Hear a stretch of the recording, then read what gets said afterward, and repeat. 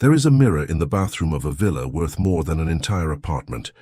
Every morning that man looked into it, and every morning, instead of seeing success, he saw an emptiness no financial statement could fill. This is the story of how a man who had everything decided to lose everything, just to find out whether he was still worth something, and of how a woman with almost nothing taught him the exact meaning of the word wealth. If this is your first time here, welcome. If you're already subscribed, then you already know that the stories here hurt in exactly the right place. Before we begin, hit subscribe and turn on the bell, because this is not the kind of story you want to leave halfway through. The man's name was Edoardo Riva, 42 years old, owner of Riva Capital, one of the leading wealth management firms in northern Italy. Offices in Milan, Geneva, and Luxembourg. A personal fortune that trade newspapers estimated in the hundreds of millions. A villa with an indoor pool in Blavio on Lake Como, which in the best of years he used maybe 2 weeks total. Edoardo Riva had everything, and he had nothing. He had known it for years, but that morning in March he understood it differently, more sharply. Like when a window that has always been fogged over suddenly turns clear. He was standing in front of the mirror in his private study, the one on the 3rd floor of the villa that he never showed to guests. He was wearing the suit the tailor had delivered the day before, $20,000 worth of English wool cut to measure. And yet he couldn't take his eyes off the expression on his own face. Tired. Not the kind of tired that goes away with 8 hours of sleep. The kind of tired that builds up when you live among the wrong people for too long. The women he had dated over the past few years were all the same. Only their hair and last names changed. Interested in the label inside the jacket, the model of the watch, the number of garage bays, his colleagues were partners, not friends. His friends were useful relationships with first and last names. No one really saw him. No one had ever looked past the bank account. "Is there anyone in the world who would treat me the same way if I had nothing?" he said out loud, alone, in that study that smelled of cedar and loneliness. The question stayed there, hanging in the air, and instead of fading the way rhetorical questions do, it settled in. It became a plan. He went down to the basement level, where he kept gardening tools and a box of clothes he never used. He had bought them years earlier for those times he claimed he wanted to go hiking, something he had never actually done. He pulled out a faded pair of work pants, a grey sweatshirt with a stain on the collar that had never come out, a winter jacket with a broken zipper on one side. On his feet, a pair of unlaced work boots that had long ago lost their original shape. He looked at himself, smiled almost in surprise. He was gone. The billionaire was gone, and in his place was an ordinary man, the kind no one notices on a train, the kind people see without ever really seeing. He took his personal phone and left it on the table. He brought with him only an old Nokia he had kept in a drawer for years without knowing why. He left the villa through the service gate, not the main one.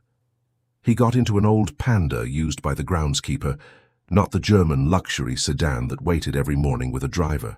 He drove to Milan, stopped on Via Melchiorre Gioia in the Isola district, just a few hundred yards from Riva Capital's main headquarters, a glass and steel building he himself had commissioned 8 years earlier. He sat down on the sidewalk, back against the outer wall of a bank. He placed his jacket in front of him, the way people do when they are begging, and he waited. He wanted to see. He wanted to know whether, without the name and the money, the world still treated him like a human being. The first 2 hours were a lesson in applied sociology that no graduate program could ever have taught. His own employees walked by. He recognized the head of operations, the one who nodded at every word he said in meetings, as if listening to an oracle. The man passed less than 2 feet away, shifted his path slightly so as not even to brush his shadow, and kept walking while staring at his phone. Not a glance, not a pause, nothing. He recognized one of the senior consultants, the one who sent emails beginning with "Dear Dr. Riva," even when she was only writing to say the coffee in the conference room had run out. She passed in a new camel-colored coat, talking to someone. Her eyes slid over him the way they slide over a step, a fire hydrant, any object that belongs to the scenery without belonging to us. After 3 hours, Edoardo was thinking of getting up and going home. The experiment already seemed clear enough. The world without money was brutal. He had already known that in theory. Now he knew it in his body. Then he heard footsteps stop. He didn't look up right away. He expected them to move on like everyone else, but they didn't. "Hey, are you okay?" It was a woman's voice. Not shrill, not performatively kind, not the kind of tone people use with children or animals. It was a direct voice, practical, with something real inside it. Eduardo raised his head. Standing in front of him was a woman in her 30s. Dark hair pulled back in a hurry, with a few strands slipping loose. A cleaning worker's uniform under a coat too light for the weather, the kind of coat that protects you more from other people's eyes than from the cold. She carried a worn canvas bag on one shoulder, its handle reinforced with duct tape.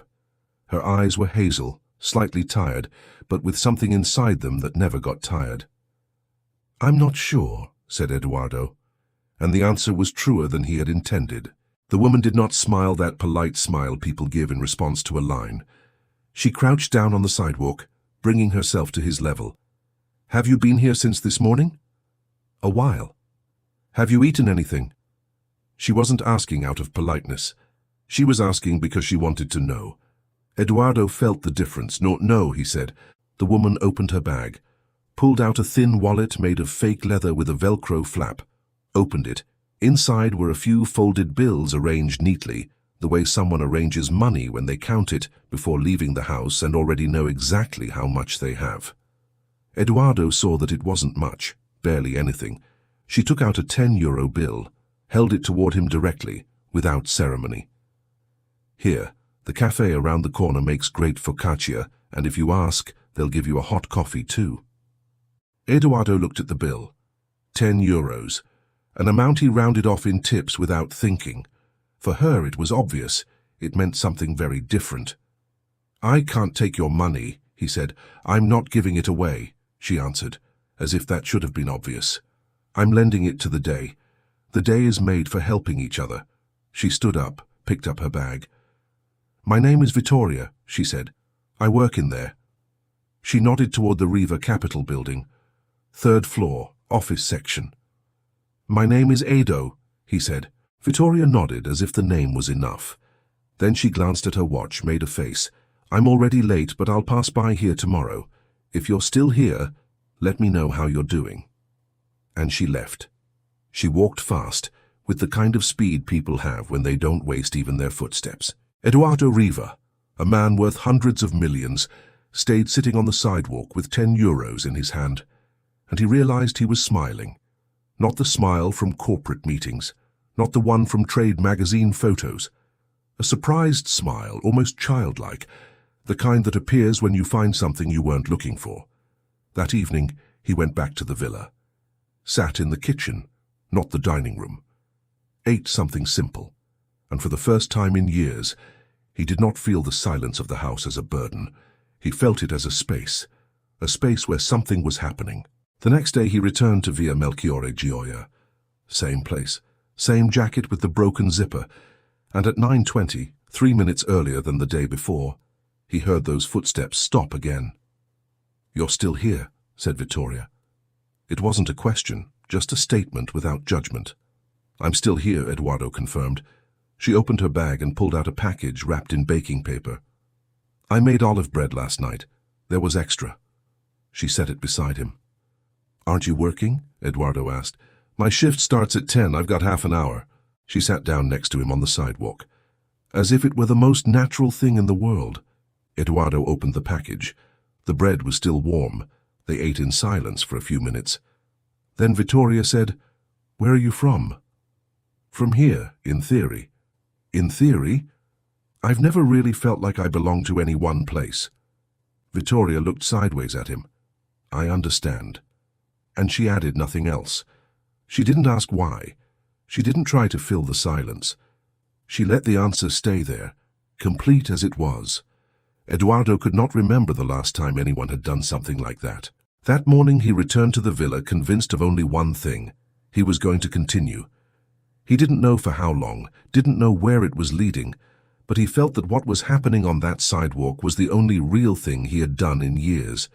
Not a vacation, not a hobby, Not a spiritual retreat at some €2,000 a night resort sold as an authentic experience. Something real. That evening he called his personal assistant, told him he was working on a confidential personal project, that for a few weeks he would handle urgent matters remotely, that no one should try to physically track him down. The assistant had heard stranger things from his mouth over the years. He wrote everything down and asked no questions. The third morning on the sidewalk brought a surprise. Not Vittoria, who arrived on time as always with a bag of dry cookies and an expression already halfway between work and whatever came after. The surprise was a young man, maybe 22, who sat down beside him with a worn backpack on his shoulders and headphones around his neck, waiting for something that hadn't arrived yet. He sat about 5 feet away, far enough not to look like company, close enough to hear if someone spoke. They stayed in silence for a few minutes. Then the young man said without looking at him, "Do you know if there's a place nearby that makes American coffee?" "At the cafe on the corner, yes," said Eduardo. "Thanks." Neither of them moved. "Waiting for someone?" the young man asked after a while. "In a way," said Eduardo. The young man nodded. "Me too." They sat in silence again. It was a different kind of silence from the first few hours, when people passed and ignored him. This was shared silence, the kind that forms when two people have nothing to prove. "What are you here for?" Eduardo asked. The guy shrugged. "Interview at 10. I got here too early, didn't want to wait inside." "What kind of interview?" "Warehouse job. Not what I hoped I'd be doing at 22, but it's what there is." Eduardo said nothing. "I did 2 years of engineering, then my dad got sick and I had to stop. Now I'm trying to save enough to go back. Slowly." He said it dryly, without asking for pity. It was one part of the story, not the whole story. At 9:50 the young man stood up, adjusted his backpack, shifted his headphones. "Good luck," said Eduardo. The young man stopped for a second, as if he hadn't expected it. "Thanks," he said, and headed toward the building entrance.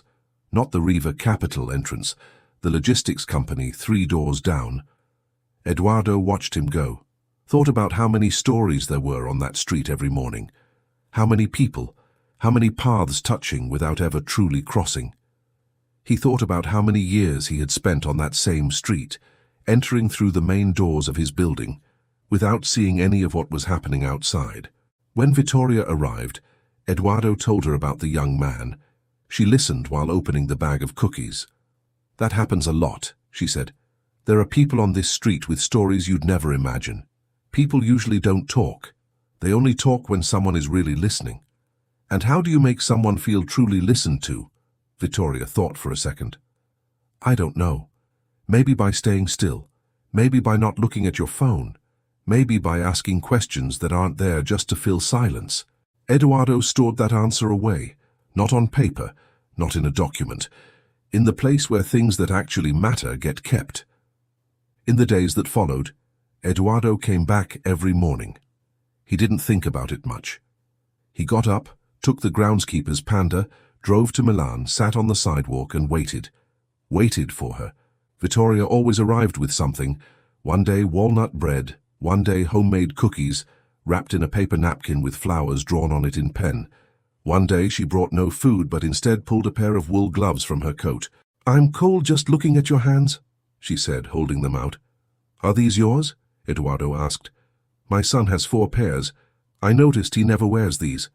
Better your hands than the bottom of a drawer." Eduardo put the gloves on without arguing. They were a little too small. He kept them on all day. He learned a lot about Vittoria during those mornings on the sidewalk. She told things in fragments, almost in passing, like someone not used to taking up space with her own story. She was 34, separated for 3 years, had a 6-year-old son named Nicola, with his father's red hair and her stubbornness. She worked as a cleaning staff contractor on the 3rd floor of Riva Capital from 6 in the morning until 2 in the afternoon. In the afternoons, she did a second shift at a restaurant near the station, dishwashing and kitchen cleanup. In the evening she went home, ate whatever was left over after feeding her son, and then studied. She was finishing a professional nursing course online, paying the installments month by month. "When did you start?" Eduardo asked one morning. 3 years ago. I've got at least 2 more to go. Do you like it? Vittoria looked up at the glass building in front of them. Cleaning offices? No. Studying to become a nurse? Yes. Very much. Why nursing? She paused a second. My mother got sick 3 years ago, nothing life-threatening, but she was sick. She was in a ward where the staff didn't have time for anything. People called and no one came, not out of cruelty, out of not enough hands. I spent days there with her and thought, I want to be one of those hands. I want to be somebody who shows up. Eduardo said nothing. Felt something tighten inside him. Not pity, something else. A kind of respect he had never felt for business partners, for executives with resumes 2 pages long. Respect for someone who knew exactly who she wanted to be.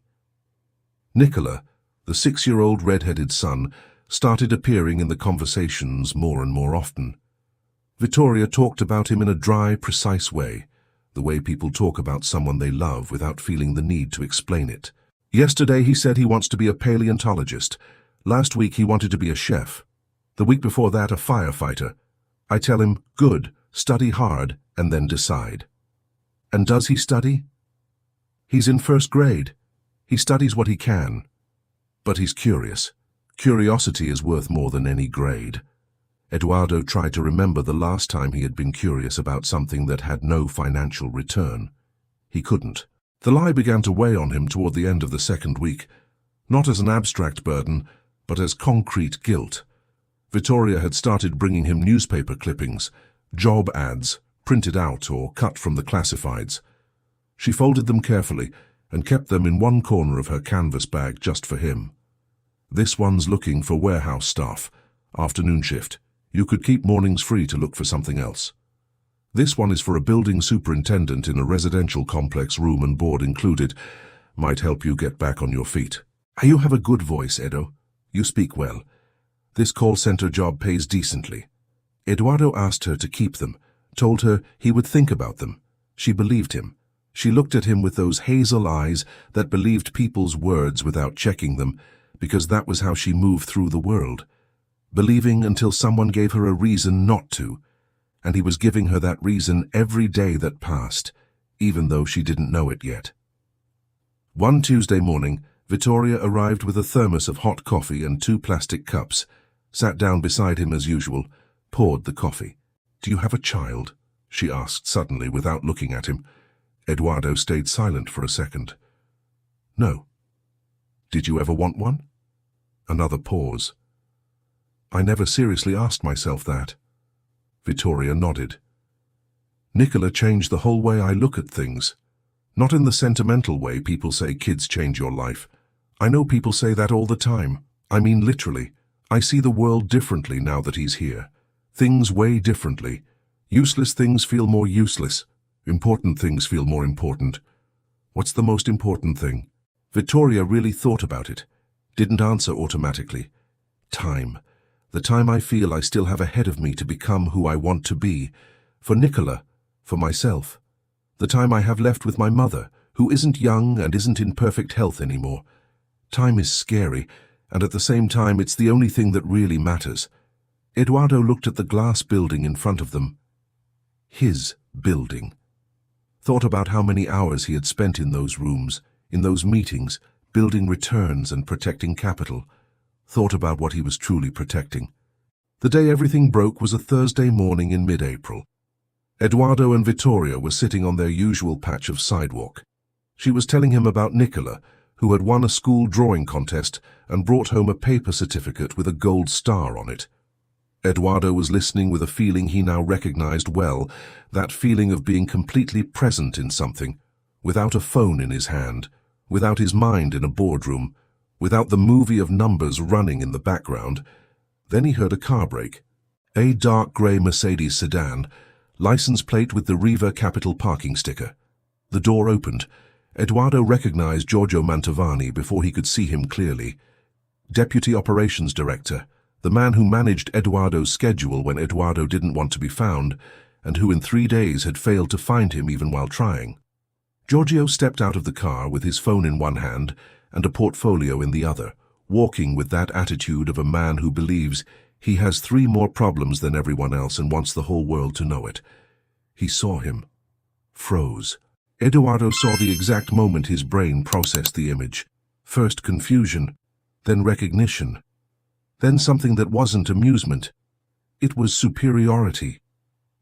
Giorgio walked closer without lowering his voice even a notch. Eduardo, what the hell are you doing sitting on the ground? Then his eyes slid toward Vittoria and back to him with an expression that contained 1,000 ugly words. We've got 3 lawyers waiting on your signature since yesterday. There are 50 million on the table that aren't moving because you're out here doing this. He waved a hand at the sidewalk, as if the sidewalk itself had committed some offense. Eduardo opened his mouth. Giorgio, this is not the time? Eduardo, for 3 days your secretary has been saying you're traveling, your phone hasn't answered, and the CFO slept in the office because the merger can't wait for your little anthropologist hobby. Then he turned toward Vittoria with a brief, cold smile. My apologies, miss. This man here is the owner of the building in front of you. He's my problem, not yours. The silence that followed lasted maybe 4 seconds. 4 seconds in which Eduardo watched Vittoria's face change, not all at once but in layers. First confusion, her eyes bouncing between him and Giorgio, trying to connect the pieces. Then something more precise, that moment when everything locks into place even though you don't want it to. Then a coldness he had never seen on that face before. Giorgio went back to the car, muttering about contracts and mergers, and how Eduardo ought to go back to acting like an adult. The car door slammed, the Mercedes pulled away. Eduardo and Vittoria stayed on the sidewalk. He tried to speak. Vittoria, I can explain. You own this building? She said. Her voice was flat, not angry. Flat, which was worse. Yes. And that company? Yes. She looked at the glass building, looked at it for a long time, then stood up, picked up her canvas bag, the thermos, the 2 plastic cups, put them away carefully, one by one, as if time suddenly had no hurry anymore.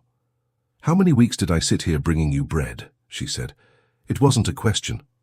Vittoria, I took 10 euros out of the week's account to buy you focaccia, she said. I'm not saying that to make myself sound generous. I'm saying it so you would know what those 10 euros were for me. But maybe you already knew that. Eduardo said nothing. There was nothing to say that wouldn't sound like an excuse. I skipped one of my tuition payments to buy the ingredients for the olive bread, she continued, same flat voice. I thought you were somebody who had lost his way.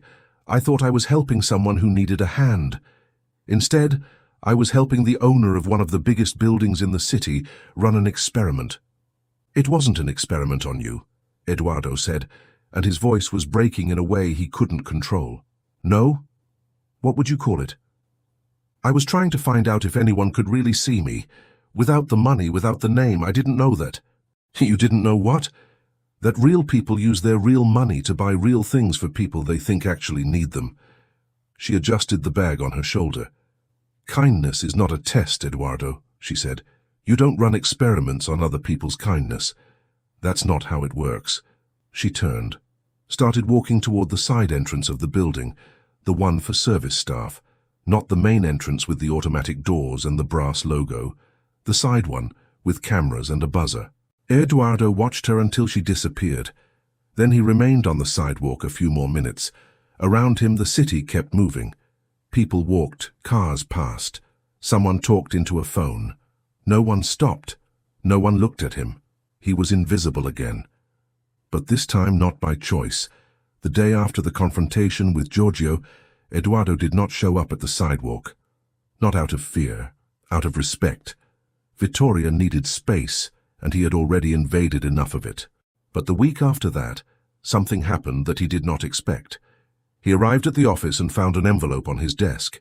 It had not come through the secretary, had not arrived through internal mail. It was simply there, with his name written in pen on one side. He opened it. Inside was a photograph of Nicola, a little boy with red hair, wearing a look of total concentration over a blank sheet of paper, a green crayon in his hand. On the back of the photograph in pencil, there was just one line. I didn't want you to think that all of it was fake for me too. Eduardo stood in front of the desk for a full minute, looking at that sentence.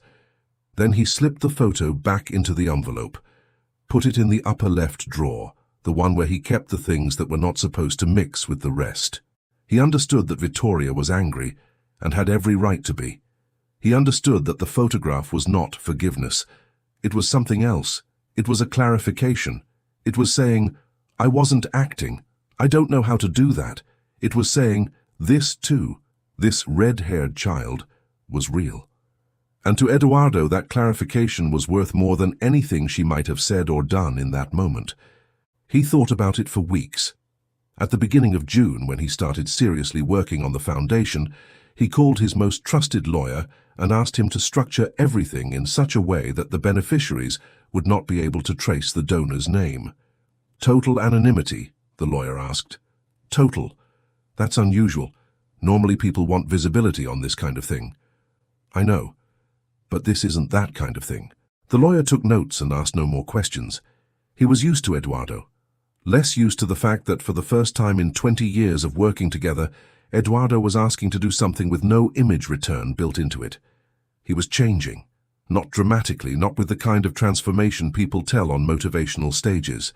Slowly, a little awkwardly, with some moments when he slipped backward out of habit. But he was changing, and he knew it, because for him there was now only one measure of change. Not the balance sheet, not the quarterly numbers. The question he asked himself each morning in front of the mirror, that same mirror that once reflected only emptiness. The question was, did I do anything today that meant something to someone who was not me? Sometimes the answer was no, but he asked it anyway, and he discovered that even that was already something. There was one thing Vittoria did every morning that took Eduardo a few days to notice. Before sitting down on the sidewalk, before even opening her bag, she always stopped for a second and looked at the sky. Not upward in a distracted way, the way you look when waiting for rain to stop. She looked at it for real for 3 or 4 seconds with an attention that felt deliberate. One Tuesday, Eduardo asked her about it. You always look at the sky when you get here, every day. Vittoria stopped as if she didn't know anyone had noticed. It's something my mother does, she said at last. She says that if you can find something beautiful in the sky before the day begins, the day goes better. Does it work? Vittoria thought about it. Not always, but at least you start by looking up instead of down. Eduardo said nothing. That evening, back at the villa, he stood in the garden for a moment, looked up at the sky.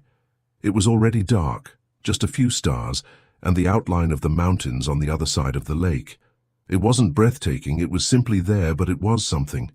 The following Thursday, Vittoria brought something she had never brought before. A newspaper clipping, not one of the job listings. It was a small local story, 2 columns in the bottom right corner of a local news page. It was about a 60-year-old man who had gone back to school after losing his job. He had enrolled in an evening accounting course, finished in 3 years. Now he worked part-time as a bookkeeper and taught basic math at an after-school program in his neighborhood. Why are you showing me this? Eduardo asked. Because I think it matters to remember that there's no age for starting over, said Vittoria. And that starting over doesn't mean going backward. It means moving forward from wherever you are right now. Eduardo kept the clipping, put it in his pocket. When he got home, he laid it on the kitchen table, which had become the place where he put things he did not want to forget. He did not yet know in that moment how much that sentence would weigh in the months ahead, how often he would return to it on nights when the decision to change something felt too big and too late. Starting over doesn't mean going backward. It means moving forward from wherever you are right now.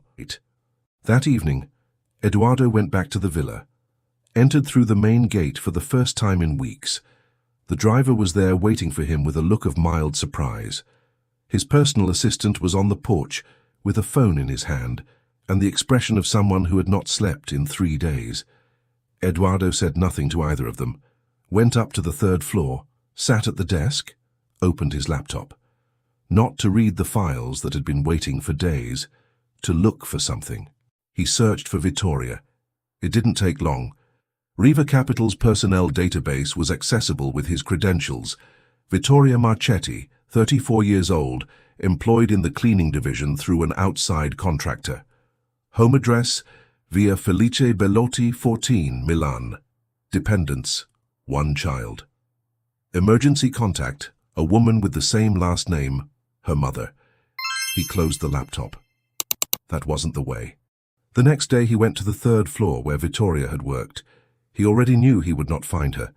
She had gone to administration that afternoon after the sidewalk confrontation and signed her resignation. Reason, personal reasons. The offices were polished as always, floors gleaming. Eduardo looked at those floors, the glass partitions, the door frames. Thought about how many hours of labor there were inside that shine. Thought about how, in 8 years in that building, he had never once considered it. He went back to his office and sat looking out the window. Below him on Via Melchiorre Gioia, the sidewalk was empty. No one sitting against the bank wall, just him remembering. He wrote a letter, on actual paper, not email, addressed it to Via Felice Bellotti 14, looking up the name through public listings instead of using the company database. The letter did not say much. It said he understood her anger. It said he was not trying to buy forgiveness. It said he wanted her to know one thing only.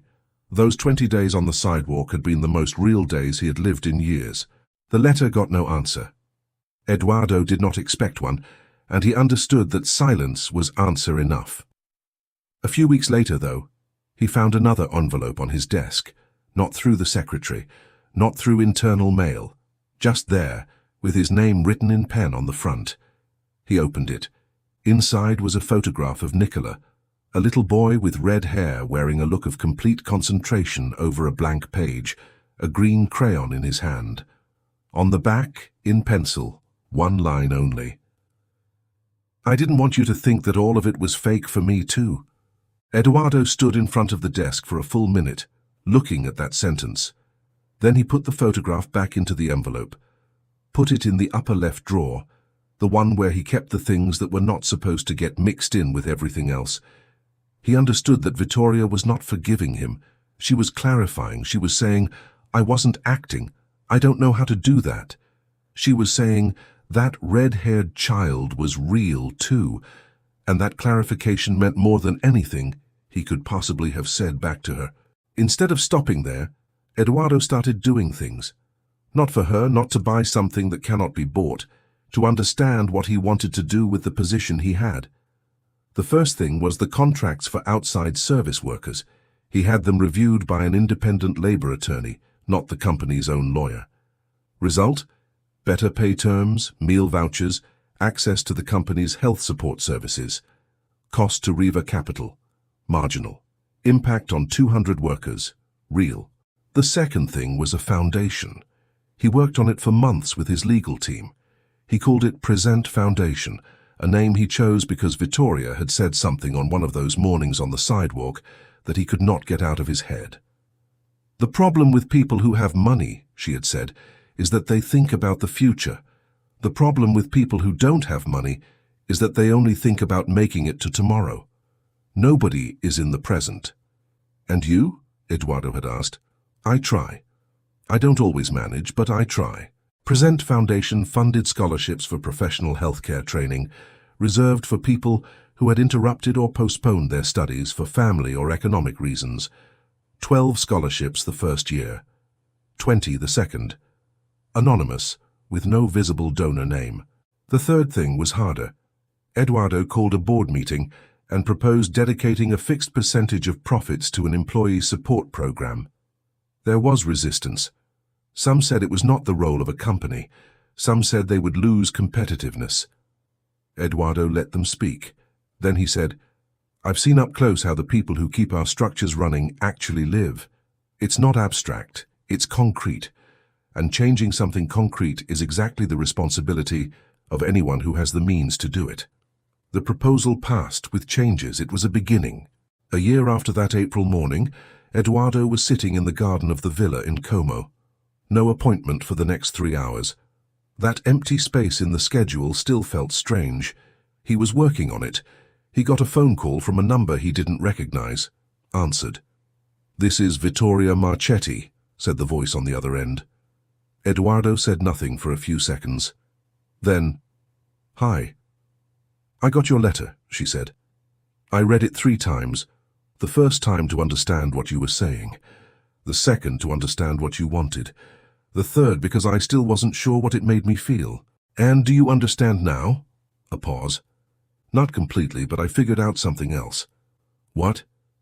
"I received a scholarship from Present Foundation last November. Full coverage, no conditions. It let me finish the course without missing more tuition payments, without extra hours at the restaurant." Eduardo waited. "I'm not sure what to think about the fact that it was you," Vittoria continued. "Part of me says you did it for me. Another part says maybe you did it because you had become a different kind of person. I don't know." "Both things are true," said Eduardo, "and neither one is more right than the other." Silence. "I graduated last week," said Vittoria. "I know." "How do you know?" "The dean sent me the anonymous results from the first class of scholarship recipients. The grades were visible, yours was the highest." Another pause, longer this time. Then Vittoria laughed softly, small, a little crooked, the laugh of someone who didn't expect herself to. "I shouldn't have expected anything less from you," she said.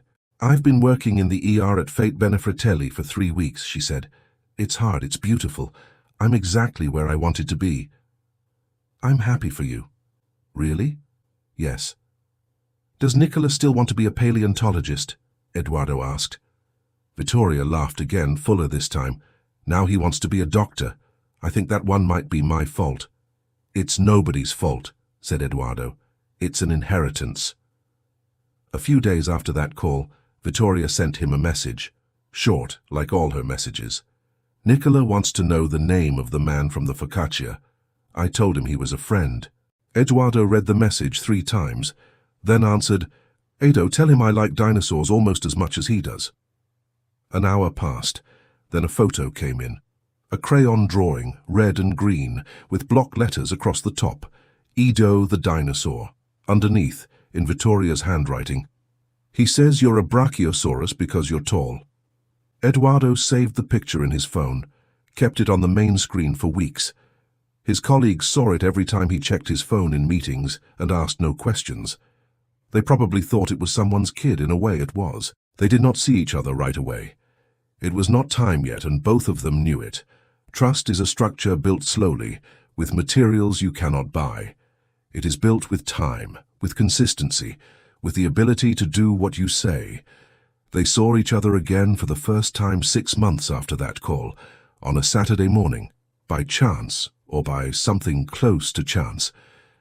Eduardo was walking along Via Melchiorre Gioia, alone, without a driver. He had gotten used to walking. It was one of the things he had learned on the sidewalk, feet touching pavement, eyes on faces instead of screens. He saw her outside the cafe on the corner, the one with the good focaccia. She was walking out with a cardboard tray of coffees in one hand and a paper bag in the other. She was wearing the hospital jacket, deep teal with the Fate Benefratelli logo on the chest. Her dark hair was pulled back in a hurry, like always. They looked at each other. Neither of them stopped right away. Then both of them stopped. "Hi," said Eduardo. "Hi," said Vittoria. "Heading to work?" he asked. "Heading home from work, night shift." "How are you?" "Tired," she said, "but the kind of tired that feels right." Eduardo nodded. "Me too. The kind that feels right." Vittoria pointed at the paper bag. "I got too much focaccia. I always do when I'm tired." She opened it toward him. Eduardo took a piece. They ate standing on the sidewalk, in the same place where everything had begun. No one looked at them, and that was perfectly fine. There is something this story carries with it that is worth keeping, not the happy ending, which really is still open like all real stories are, not the gesture of the billionaire who creates foundations and improves contracts, even though that is part of the story. What remains is what Vittoria said on the sidewalk the day everything broke. Kindness is not a test.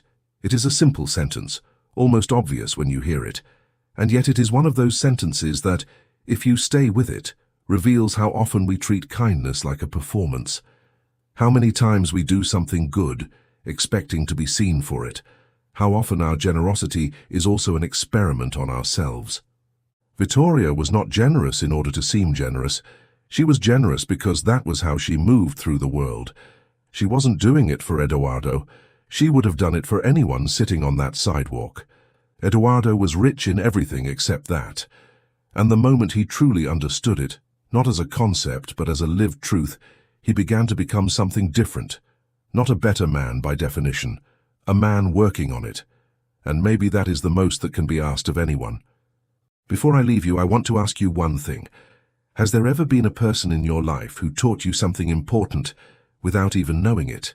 Someone who had no idea how much weight their words carried, or their gesture, or even the simple fact that they stopped when everyone else kept moving? Write it in the comments. Not for us, for yourself. So you remember, those people deserve to be remembered. If you want to keep following stories like this, subscribe to the channel and turn on the bell. Every week a new story written for people who still believe beautiful things matter. With affection for all of you.